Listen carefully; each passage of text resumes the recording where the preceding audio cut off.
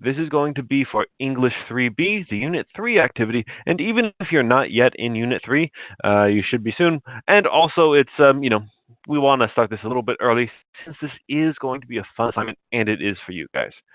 So, overview of the assignment. We're writing a thematic story. So what we want to first do is discuss the theme a little bit. Then we want to choose a theme. Then we're going to get inspired. Then we're going to write our outline, write our first draft, and edit for the final. Overall, this is going to be fairly straightforward because we're going to be able to bounce some ideas off each other right now. So, first for this assignment, you're going to choose your theme. But we have to understand what a theme actually is. So a theme is what your story is about. And if you can figure out what your theme is from the start, that's really going to help your writing. Now, granted, sometimes you start writing and you think you know what your story is about, and then you change it later. That's perfectly fine. That's perfectly good. But nonetheless, we kind of want to give some attention to this. So, a theme is basically this.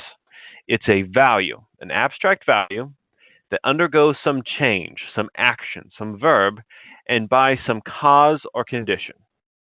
So, for instance, you could have a theme where justice triumphs because the hero is more resourceful than the villain. So that's going to tell you what your story is going to be about. And also, this is a really important part, how it ends. A theme is not complete until we take into consideration how the story ends. So, for instance, we could have a different theme where justice is defeated by the villain or because the villain is more ruthless than the hero, and this is an innate quality of the villain. So here it might be more of the theme of Batman versus Joker. Right down here, we might have more of a theme of a horror movie where the hero is defeated at the end. Down here, we have another theme. True love conquers all, but why does it conquer all? Because people are honest about their emotions. So I actually miswrote this, but here it's supposed to be just conquers all when people are honest with their emotions. And then that's what your story is going to be about, is not only the true love and overcoming obstacles, but also whether people are able to express their emotions honestly. Vice versa, you could have true love is defeated when people are naive and foolish. So that would give you a very different story about how foolishness and naiveness, right, is a part of true love or can get in the way of true love. Finally, you have a very popular theme for popular books such as The Hunger Games would be a good example of this one. Freedom is gained when average people stand against tyranny. Now, here's the thing about themes. Whenever you're writing a theme, you should honestly believe in your theme. Even if you're writing a fiction set on a different world, in a fantasy land, whatever, the important thing here is that you honestly believe in your theme. By the way, Destiny, make sure you think that's okay as long as it's covered? Yeah, try to turn off your camera if you can. Perfect. Yep, perfect. And can you hear us, by the way? If you can, go ahead and send in a chat. So do we have any questions about this? Because this is a really important idea. Any question, guys?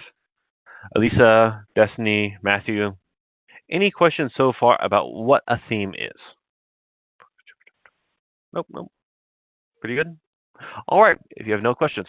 So now that you have an idea of what a theme is, we're going to look at some different themes that you can choose from. So you're going to choose one of these three themes to write your story about. And these are more categories of themes. Oh, you can't hear? You can hear. Perfect. Okay, yeah. So just to recap, Destiny, a theme is a value that changes by a cause. So justice triumphs because the hero is more resourceful than the villain. Or freedom is gained when the average person stands against the tyranny. And remember, you want a theme that you honestly believe in, that you really believe in. Okay. So the first theme that you can choose is you can write a story about gender roles. And if you want to read more about gender roles, here's a great story that you can read about, Scott Fitzgerald's story, Winter Dreams. So here are some questions to get you thinking about gender roles. First of all, what's the proper role of men and women in society? Is there such a thing as a proper role in society? Is it wrong to think so, or is it just nature that there is? How can the genders relate to each other? How can they relate to each other in a way that's proper and just? Can they ever really truly understand each other? And here's the important thing: if not, why? If yes, when? Another one to think about is who has the most power in a given gender dynamic. And remember, there are different types of power. So here's a great story also. It's Pride and Prejudice, it looks like. And this is set in the past, so it has very different gender dynamics and gender roles. But the interesting thing here is even though in the story the women don't have a lot of political power, they do have a lot of psychological and social power. So that's something that you can examine if that's something you're interested in. Another one you can do is dystopian futures and technology. So you're going to explore for this theme the dehumanizing and potentially dystopian, so negative, outcomes of a dependency on high technology. So how can technology lead to horrible consequences and can reduce our freedom? So another story, well, a story for this one right here that you can read is William Gibson Burning Chrome. It's linked in your thing. Also, any stories by Philip K. Dick, they're a little bit shorter and they're usually pretty good and are really, really interesting. So some questions for you to think about are: if is technology always good? Is there always is there any way for a useful piece of technology to turn really, really harmful? And you can think about technology that you use to your day-to-day advantage, right? Think about your phone, think about Facebook, think about all that. Also, what is technology? This is a really interesting question. Is technology a thing, or is it a way of looking at the world? Is it a mental thing? That's really important. Oh, yes. And we can upload some of the stories that we're suggesting onto the website so you have plenty of resources.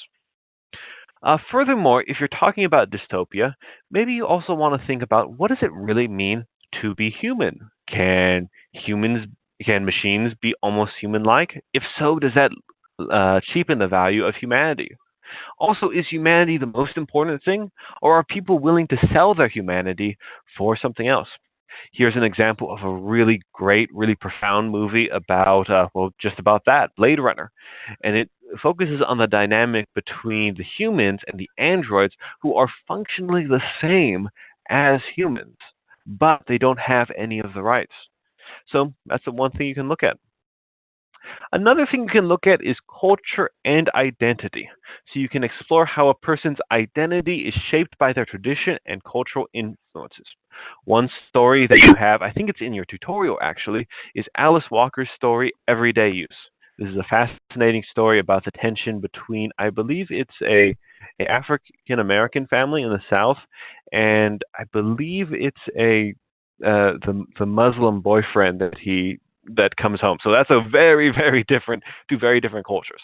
So you can explore how different cultures conflict. You can also explore things like what's more important for a person, their uniqueness as a person, the quirks, personality traits, and their ideas, or their cultural identity. Can a person balance both of these? If so, how? And if not, why not? Also, something you want to think about: can cultures ever truly understand each other? If so, how? If so, why not? This is a great, I love this movie right here. It's called The Namesake, and it's about a Indian young man, well, a man of Indian descent, who gets this namesake from his father. And he has to kind of balance who he is versus his American culture versus his Indian heritage. And some of the and it's really interesting because it's not clear what the correct choice is. And he tries choosing, both of them throughout the sequence of the movie, and each time he kind of messes up on it. So this is an interesting thing, particularly if you are or know somebody who comes from a diverse cultural background. So there are our three themes: cultural identity, dystopian futures and technologies, and gender roles. So really quick, what do you guys want to write about? Which ones interest you? Usually I would go with my first gut instinct. Uh, what are you guys interested in? And remember, you can change your idea at any time, but let's get some some thought. Matthew, what are you interested in? Do you want to do the gender roles, technology, or cultural identity? Destiny, what about you? Anissa, what about you? Alyssa, what about you? What do you guys want to do? Respond in chat real quick. Perfect. Gender roles, that's really interesting. As you know, and gender roles is a great one if you want to focus on romance in particular, but it doesn't have to be. Dystopian future, aha! World domination plan, here we come. Matthew, what do you want to choose? Hmm. Hmm. By the way, here's something that you can consider. Just because you choose one doesn't mean you can change the setting that you want. So if you want to talk about gender roles, but you want to put it in a mythological setting, a future setting, present day or the past, you can do that totally. If you want to do a cultural identity, same thing. Same thing with dystopia, actually, too. You can even set dystopia in the past if you like. But these are themes and concepts. Nonetheless, it is going to be probably a little. If you want to do sci-fi, I would probably go with the dystopian tech. Gender roles, excellent. Yeah, that's gonna be one that's really interesting to be done with science fiction in particular. That's one that there's some really Ursula Le Guin does a lot of interesting stories about just that. And then let's see, Anissa, did we hear from you? You can't hear? Okay, never mind. Okay, so cultural identity. Now, once you have your idea, the time is to get inspired, to daydream. So one great way to get inspired is to steal other people's ideas. I mean, to read lots of other things. Remember, I love this quote. If you steal from one author, it's plagiarism. But if you steal from many, it's research and inspiration. And this is honestly true. Like, if you copy just one person, people can tell. But if you copy 20 people, and you don't have to copy 20 people, mind you, but if you copy 20 people, then that's you have your own unique voice. And I can just go down the list of the top blockbusters, the top most interesting video games, anime, music, even all of these things they always steal from other people. It's just how creativity works. So one thing I would do is once you find the story you're interested in, start reading a few stories about the subject and see, get inspired a little bit. Read from a couple different ones. Then remember to daydream. But when you're daydreaming, remember to take notes and to write down your thoughts. Just take down interesting thoughts that you might want to run with. Remember, when you're daydreaming, you don't need to be serious. You can just relax and have fun. By the way, you also want to pay attention to what characters spring to mind. Okay, so we're working with gender roles, right? Or that's one. So right away you ask, okay, well, what characters, would who do you want to express, right? What comes to mind. Also with dystopia, think about that too. All right. Now, once we have our themes down and we've kind of daydreamed a little bit, you next want to create your world and your character. So, the world. You want to figure out what your time and place for your story is. So, it can be in this country, or another planet, another world. It can be in the present day, the past, or the future. And remember, no matter what theme you choose, you can also choose experiment with what kind of uh, thing you want to choose. So once again, if you don't have to, if you want to do science fiction or historical fiction, you can apply that to any of the themes that we've chosen. In addition, you want to figure out what your main character is. One thing to think about, are they similar to you or are they dissimilar? Are they like you or are they unlike you? Usually good characters are all like us in certain ways, but have fun. Make them a little bit different. Make them do things that you wouldn't normally do, or make them worse than you are. Make them better. But experiment. The self is a good place to start, but we want to kind of develop out of that stuff if we can. Next, you want to figure out what their drives are. So, what do they want, your character, particularly your main character? What do they want materially, and what do they want emotionally? Because ultimately, both people want, everybody wants both. And then finally, try to think about your theme as you're creating this, with your setting or with your world or with your character. You want to keep your theme in mind. All right, so real quick, on your So, does anyone know where they want to set their story? In the past, in the future, or in the present? What do you guys think? So, Destiny, you dystopian future. All right, so that's probably going to be the future, therefore. Although you can set it in the present, especially if you look around, there are some places that are dystopian. Matthew, future. All right, that'll be interesting. And then Alyssa, where do you want to set um, uh, your your story about gender roles? Uh, Past or present? Okay, I think that's good. Gender roles can be very interesting for the past in particular, right? And great for the present also. All right. Now, once we have our outline, we want to proceed to outline the structure of our story. So this is where we're going to start to tell our story. A story is basically made up of this. You have a protagonist that wants something, like we said earlier, an object of desire. This is usually both emotional and material and emotional. If it's just one or the other, that's fine, but we want to try for both if we can. But sometimes we just want to start with one and see what else develops. Sometimes you just want to say, okay, I want to tell a story about a person who wants to get a glass of water, right? So, what's how the story works is your protagonist has to take an action. Now, this action usually is a low level, how to say, it's the easiest thing they can do to get their action. People are naturally energetically conservative, so they usually try to get the most they can from the least amount of effort, if that makes sense. So they try their thing, and there's some gap between what they want and their action. If there wasn't the gap, then the story would be over. So, for instance, you have a protagonist, and let's say they just want a glass of water, right? So they decide to walk across the walk across the building, right, or walk to the fridge. But then there's a gap in expectations. It turns out that their fridge was stolen. So here we have a gap between expectations and what they wanted. With this, the character has to make a decision of what they want to do, right? So let's say our character decides to run to their neighbor's house to figure out what's going on, why the refrigerator is missing. Well, let's say they open up the door, and when they open up the door, their neighbor has been replaced with an alien being. Gap in expectations.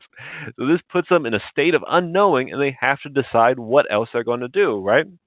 So maybe this third action, maybe the person decides to talk to this alien being with all the technicals coming out of his face as if everything is normal, right? Maybe the person thinks that he's just hallucinating. Maybe a gap in this action is where the alien being turns out to know all about our character's tax evasion.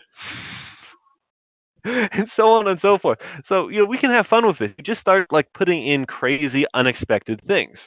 And of to pay for his taxes, he stole his refrigerator. So it's fine. It's great to be weird. It's great to have unexpected things. Just go with it. Just start to run. And of course, it's good to know your world because that will dictate what kind of things can happen in your world, right? So if it's a dystopian future society, that will be different than if it's in a historical piece set in Victorian England. All right. So that's basically our structure. Protagonist action, gap between expectations, second action, gap, second act, till finally they do the final ultimate action to get their object of desire, and they either get it or they fail. By the way, fun thing you can do. Sometimes people get the material object, but not object. And sometimes people get the emotional object, but not the material. Sometimes they have to sacrifice material for the emotional, and vice versa. Lots of fun things you can do. All right. And when you're writing, when you get to this stage, you want to just write fast, have fun, and don't worry about editing. Edit later. So you can always edit later. The important thing is try to just get as much on the paper. Go fast, have fun. A wonderful piece of advice I heard about writing is this: it doesn't have to be good, it just has to exist. And that is really the truth right there. Okay. By the way, guys, any questions so far? Any questions so far? If you're all good, just respond to chat that we're doing great. If you do have any questions, put them in the chat right now. So how good for now? Perfect. Matthew, no questions? Excellent. Excellent, excellent. Okay. Now, finally, you're going to do a final draft. Now, I know you guys, with a final draft, you'll want to fix up your spelling and stuff like that. Everything we know about this. But there's another thing you want to try. Try to show when you're going back and through. This is just something to do later to punch it up, but try to show rather than tell. So what I mean by this, by the way, real quick, have you guys ever heard the expression "show, don't tell" when it comes to writing? Matthew, Destiny, yes, perfect. Oh, great, great, great, great. So just to reiterate, Destiny, have you heard that before? Show, don't tell. Can you hear? Could you hear? Hopefully she can hear. Okay, perfect. Okay, perfect. So this is a great example to show what I mean. So when you're writing, you have the option to show a piece of information or tell the piece of information. So when you tell, you're just literally stating the facts, right? So the character was 6 foot tall, wearing a gray overcoat, with an angry scowl on his face. So that's telling. And telling can be very descriptive, but it is still, how to say, it's not as vivid as showing. So if we want to expand our story, make it a little bit longer and a little bit more fun, we want to try to show what's going on. And we do this by pretending that we're watching a movie and by describing what actions our characters are taking and using the nouns to describe, really rich nouns to describe what's going on. So an example of this is, let's take, you're writing a historical fiction about Abraham Lincoln. So Abraham Lincoln was really tall, as you can see in this picture. So we could tell our audience that he was really tall, or we could show that he was really tall, and we could show this in our description by saying how the generals are looking up towards Lincoln, right? Or that Lincoln has to literally bend down to enter into the room. So the more we can show this, the better it will be. And this is a really key when it comes to our theme. Our theme, we want to show it rather than tell it. In fact, we want it to be almost a little bit tricky to figure out what our exact theme is, but we want to really know what our theme is. Does that make sense? Because we want to make it subtle. So, for example, if we have the theme for gender roles of saying, maybe we'll take the role is like women suffer in society when gender roles are enforced without reflection, right? So let's say that's our theme. We want to show that happening, actually, right? We want to show particular instances where women feel put down or even oppressed. Maybe this lady can't get a job even though she's perfectly qualified for the role, right? We want to show that happening rather than people outright saying it. And we also kind of want to, I don't want to say disguise it, but let's say we take that theme, for instance, right? Where we have a character, a young lady who can't get a job because of her gender, right? So we could have the other character tell her that, oh, you're not qualified for this because you're a woman, or we could show that that's their adversary's hidden bias through little subtle things that he says, right? Or she says, for that matter, right? But that he says. So it's far more sophisticated to show it when we can. But once again, this is kind of the icing on the cake. The more important thing is that we have a strong cause and effect relationship towards the object of our desire. So we really want to put most of our effort into the outlining and the drafting. The editing should just make things pop a little bit. All right. Now, finally, we have resources. We have the SDVS English website. We're going to have a lot of different resources for you to look on. And we're also going to have some stories that you can read there for your enjoyment and to get you inspired.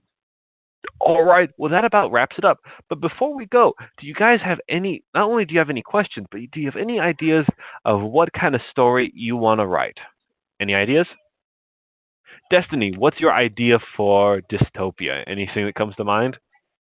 Matthew, you said you wanted to put it in the future, right? Do you want to put it in the future in another world, in space? Alyssa, have you decided when you want to do it? Also, what focus do you want to do? Go ahead and type in. Oh, cool! That sports. That'll be a good one. Yeah, that'll be a good one. That'll be a very interesting one. Gender roles, because there is this challenge. There is a challenging dynamic between just the physicality of the different genders. Yeah, very good. How girls want to participate in artificial intelligence. Yeah, that'll be fun. That'll be fun. Not sure? That's perfectly fine. That's perfectly fine. One thing you can also think about is different worlds where they have different genders. So maybe there's a different planet where the main species has three genders. Maybe they have two genders, but they switch between the two genders. Maybe they only have one gender and they reproduce like SpongeBob. So those are all things that you can put in. Artificial intelligence. That'll be fun. The thing is, one of the things you can explore with artificial intelligence is, whether something with artificial intelligence is truly alive, right? And and people treat it like it's alive, or is it just reconvincing? See what I mean? There's a lot of good stories about that. All right. Do you guys have any more questions? By the way, was it Alyssa that couldn't hear, or Anissa? Anissa, can you hear us now? Any luck with that?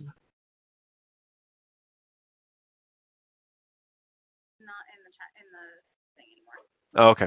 Well, we can. Don't worry, guys. I'll just call Anissa myself. All right. Well, thank you everybody for showing up. Everybody who does this got 5 extra points of credit. Fantastic. And if you guys turn in, let's say, like your rough draft, that would be a good one. By Friday, you'll get an extra 5 points on your rough draft. So thank you everybody, and have a fantastic day. Bye for now.